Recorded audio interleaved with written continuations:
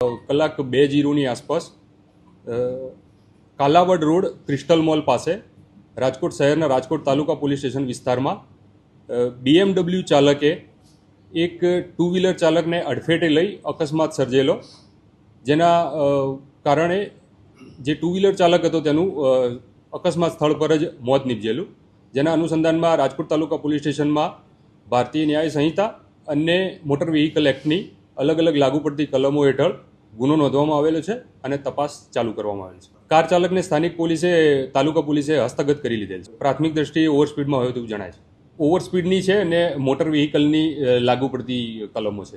જી, આ અનુસંધાને ઓલરેડી વાહન ચેકિંગની ને એ ડ્રાઈવ આપને બધાને જાણ હશે. રાજકોટ શહેરની અંદર છેલ્લા કેટલાક સમયથી બહુ સઘન રીતે ચાલી રહેલ છે અને આના અનુસંધાને આપણે કીધું એ પ્રમાણે ગુનો નોંધાયા બાદ તપાસના કામે FSLની પણ મદદ લેવામાં આવશે. ગાડી અકસ્માતના સમયે કેટલી સ્પીડ ઉપર હતી, કેટલી ઓવર સ્પીડમાં હતી, એની વિગતો અમે મેળવીશું. આ ઉપરાંત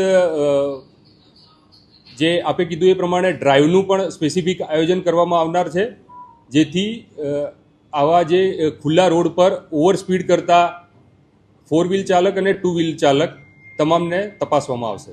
સાંજ સમાચાર ફેસબુક પેજને લાઇક કરો, વિડીયો શેર કરો અને વધુ વિગતવાર સમાચાર માટે sanssamachar.net વિઝિટ કરો.